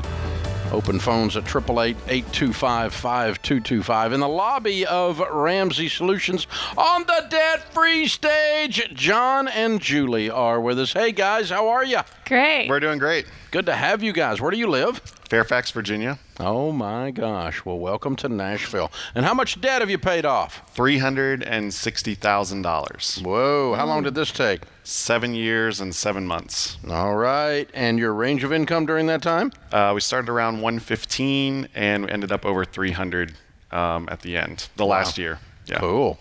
Good job, you guys. Well done. Wow, very cool. What do you do for a living? We run a digital marketing agency. I do kind of web design. I do graphic design. Okay, wow. You're doing well. Congratulations. Very good. Okay, 7 years and 7 months of 360. I'm guessing this might be the house. Yep. Yes. We did. Looking at weird people. I love it. I love it. What's this house worth? About $650. Yeah. Way to go, you guys. I love it. Excellent job. So tell us the story. What happened 7 years and 7 months ago that started this process? Well, it actually started a little bit before that. earlier. Yeah. We 2005 had been married a year. We bought a house that we couldn't afford on 0 down. Did it all the wrong way. Didn't know about you. Did it all the wrong way. 4 years later, we had this little thing called a balloon payment that we didn't realize that we had. And so they said, hey, in a few months, you're going to owe $63,000, which we did not have. And so we short sold our house and kind of hit rock bottom then. We were driving this 85 Oldsmobile that had rust and everything. We just had 2 kids. Oh, my God. We had 2 small kids. And so that was around that time that someone mentioned this guy, Dave Ramsey.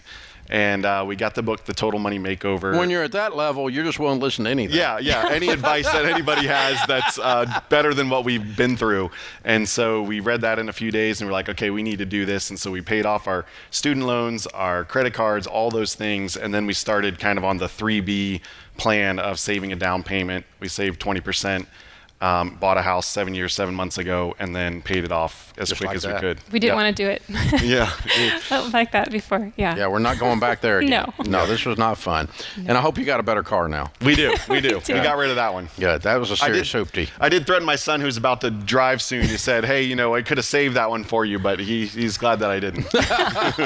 He considers that as an act of love. Yeah. Getting rid of the hoopty. Yeah. All right. Good, guys. Very cool. Man, you did it. That's a long journey. 11 years, but it's all done. Yep. Yeah. And that's a lot of money. $360,000. How did you do it? What did you do to get out of debt? Well, we stuck to a budget, which was really great to have encouragement from our family and from, we also teach FPU at our church and with some small groups, and they've been cheering us on. And thank you. Yeah. What was the hardest part? I think looking at it and seeing that it was still a long ways off most of the time, it was like a lot of the progress happened in the last couple years. Turns out during a pandemic, everybody needs a website. So our business while other businesses were struggling, we took off. God blessed us. And so, but I think the first few years, it was not seeing a lot of progress, just kind of paying a little bit extra, but just kind of knowing that we had this goal to try to pay it off by the time I turned 40. We had charts on the walls. Yeah. We had we listened to your show like 24/7 all the time. He's on. We work in the same office, and he'll turn on your show, and we'll just keep listening to all the debt-free screams. Everybody's stories. They are really inspiring to us, and so that was what kept us going. Cool. And you get to see them in real life when you teach in the class. Yes. Yeah. Oh yeah. It's amazing. We usually save it toward a little bit at the end of this last class. We hadn't told them that we were debt-free 100% till we got later in the steps. I think they were all just blown away. Yeah. Well, congratulations. Yeah. Okay, so how much is in the retirement accounts? About 400 some. So we've crossed the line last year. You yes, did it. You're baby steps millionaires. Yes. How old are you guys? 39. I just turned 40. Oh, 40 years old and you're millionaires. Yeah. And all the way from a rust bucket. I mean, that's pretty cool. Yeah. This is proof it can be done. You did it in 11 years. 0 to 60 in 11 years, right? Yep. Yeah, and hitting rock bottom. Yep. Wow. Wanted to change our legacy for our kids and for our family. You guys are cool. You guys are very cool. I love these numbers. That's amazing. So how's it feel? How's it feel to be debt-free? Like you're done, house and everything. It's so wonderful. We the grass does feel different. She's got a garden that she loves to do stuff in as well, and it's just wonderful. Yeah. Live like no one else. T-shirts, Gazelle T-shirts. I mean, you got. I'm still pinching myself. This is awesome. This is very cool. Yeah. Well, congratulations, you guys. We're very proud of you. All the way through. That's exactly what you're supposed to do. Yeah. Well, we've got a copy of Baby Steps Millionaires for you. You should be in there, actually. And how ordinary people build extraordinary wealth, how you can too. Maybe you can even give it away. And we'll give you a copy of Total Money Makeover to give away. And I'm going to do something else for you to give away. I'm going to give you a 1-year membership to Ramsey Plus, which sets somebody up for Financial Peace University in every dollar, of course. And you can give that away. And you guys will have great use for all of that because teaching a class, you'll see people that you can scholarship in that way. Yeah. And so that'll be a great way for you to help them out. So very cool. Financial Peace for free. For a year. Not bad. Thank you. Yes, good stuff. you. All right, guys, way to go. Let's get the kiddos in. What are their names and ages? Jeremiah, is who 15. is 15, Elias, who is 14, and Alicia, who is 11, and Sammy, who is 10. All right. Cool beans. We're ready to go. I love it. All right. John and Julie and the gang from Virginia. $360,000 paid off, house and everything, on the way to becoming Baby Steps millionaires. 7 years, 7 months, making $115 to now $300. Count it down. Let's hear a debt-free scream. You guys ready? 3, 2, 1. We're debt-free!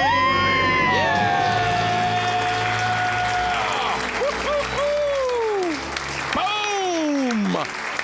That is how it is done. So they are why sometimes you hear me get visibly angry when someone says millionaires are just lucky. I get angry when I hear that. There wasn't any luck involved in that. It was hard work and sacrifice. And they happened to catch a great timing wave with their business, and took advantage of it, and went zoom, zoom.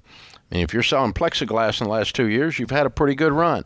And if you're building websites, you've had a pretty good run. So there's the thing.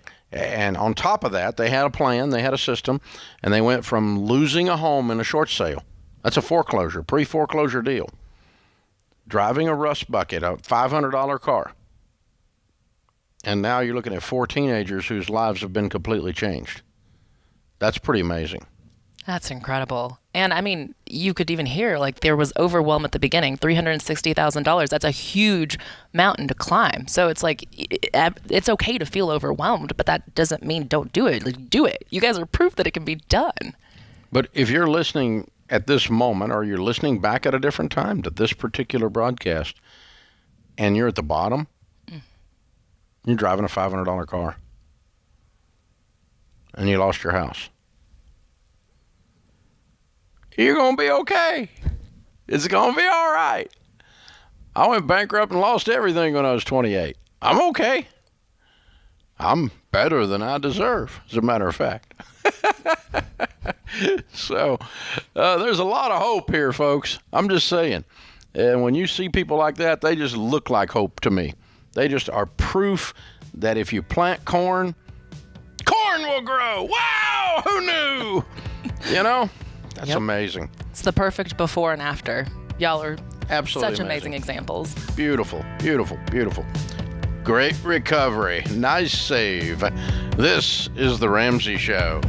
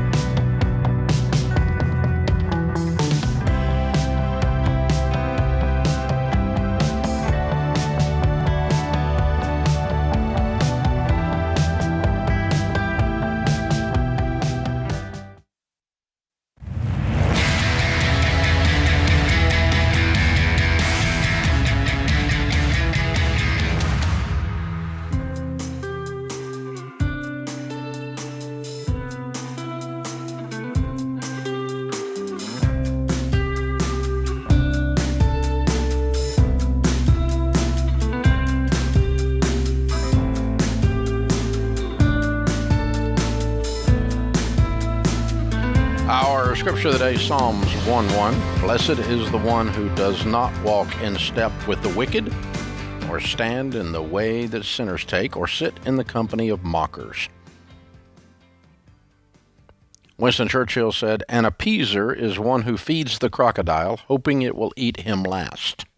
I haven't seen that psalm in a while, and it kind of catches me here.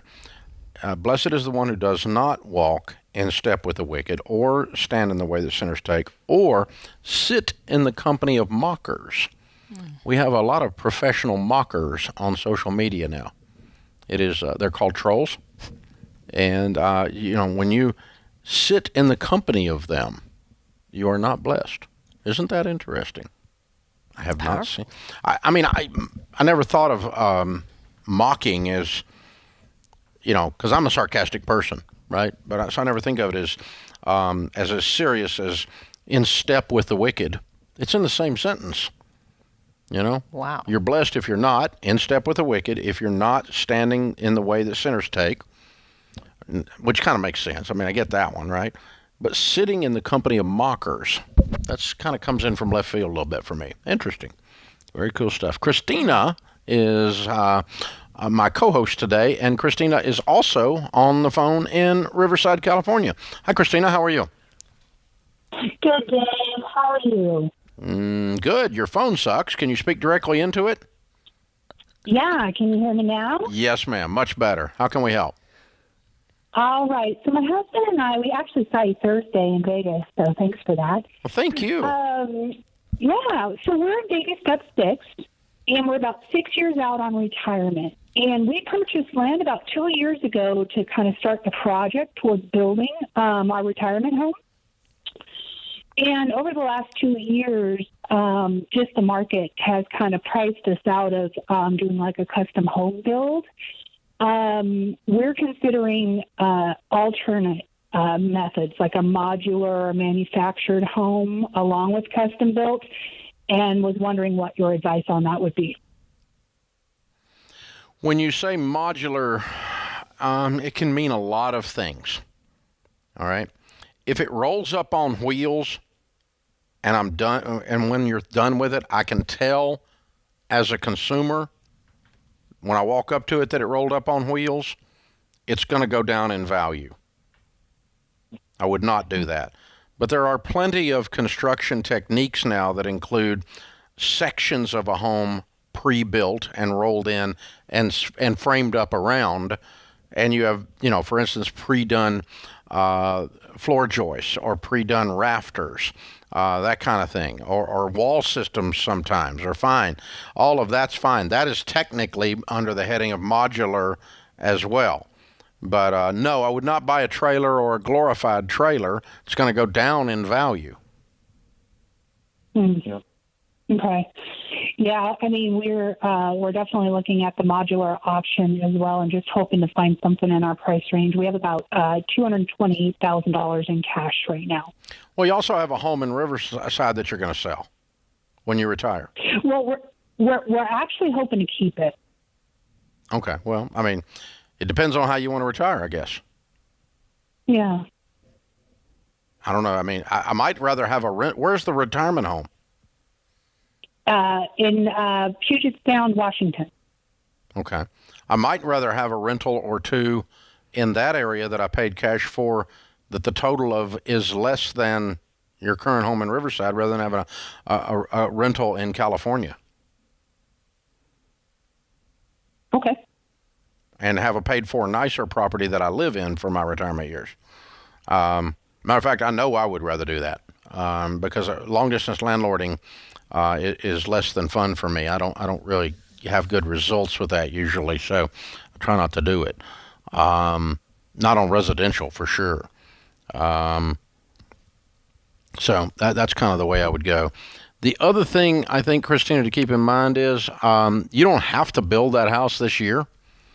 And while I don't think the prices of homes are going to come down substantially, the components to build a home are coming down. And because they were factories that were shut down during the pandemic. And so lumber, as the supply comes up, we're seeing the prices drop.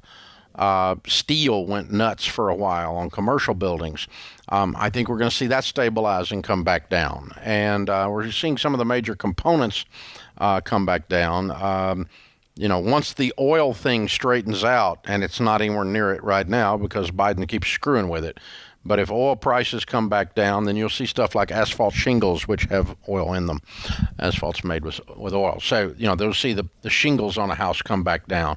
So some of this stuff is driven by inflationary pressures that I don't think are going to be sustained. And so if I were going to build a house, I might rather build a house 2 years from now than I would today, because I might see prices cheaper on the components of that. Something else to consider. Yeah, and she mentioned that she was working with a friend on kind of dreaming up this retirement home. And so I would be curious just, with that friend, what their role is in that process. I know obviously with friends it can be hard to then want to shop around, but if that friend has skin in the game, that might be an extra price factor. So just keeping your options open, especially as prices start coming down, being willing to, just look around and be open to options. Yeah, you're talking about that as a builder. Mm-hmm. Yeah, I looked at several different builders and how they put the package together, and the timing on it is everything. It really is. I mean, if you'd bought lumber 6 months ago, you would paid a good deal more than you pay for it today.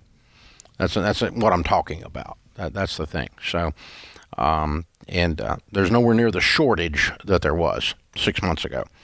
I mean, there was jokes about, memes going around with like 2x4s like bars of gold and stuff, and that's all that's pressure is gone at this point so far. All right, James is with us in Mesa, Arizona. Hi, James. How are you? Hey, Dave. First off, big fan, and I need some words of wisdom from you. We'll try. So this two-part question. First part is I'm thinking about doing a career change. I just turned 32, and I did bankruptcy about a year and a half ago, and I currently am in the service industry as a pole technician for a company out of Mesa, and I'm looking to change careers to become a lineman through one of the electrical companies out here. And the second part to the question, and I would like your opinion on that, how to approach that. And then the second part to that question is, like I said, I filed bankruptcy, 32. Am I still young enough to start investing now? And because I eventually would like a family, would like to get married and have my own house at some point, but I would like to get my career on track first. So if I could get your opinion and some words of wisdom on that, that'd be great. The only thing I know about linemen is the ones I've known personally that were friends or relatives. And the thing I know about them is they make a lot of money. They work really, really hard. And at times, it's more than a wee bit dangerous. Does that sound familiar? Fine with me. Does that sound right? Yes, sir. Is that what you've heard? Yes, sir. I mean, and a lot of the ones I know also, there's some travel involved a lot of times, depending on what type of work you're doing. I was a volunteer firefighter, so the danger part ain't a worry for me. Yeah. Well, I mean, it's just a matter of I'm not afraid. I just want to be wise, and that's not, I don't want to be crazy about it. I don't think it's if it was life-threatening in the sense that people died every day doing it, then there would be a different process used than that, right? So it's not that, but it's just, you want to be a high-rise window washer. There's danger involved, and you get paid well, that kind of thing. So, yeah, I think that's fine. And as long as you're working and you start handling your money right, I don't know that you have to be some kind of big-time investor before you get married and have a family. Yeah, well, I would encourage you to check out some of Ken's material on, just how to pick the right career, because maybe it's being a lineman, but I don't know how much research you've done into other options, but just making sure that you're picking the right thing. We'll be back with you before you know it. In the meantime, remember, there's ultimately only one way to financial peace, and that's to walk daily with the Prince of Peace, Christ Jesus. Have you been inspired to make a change with your money? Want to know where to start? Take our 3-minute money quiz to get a plan you can follow. Go to RamseySolutions.com and search for Get Started to get a plan for your money.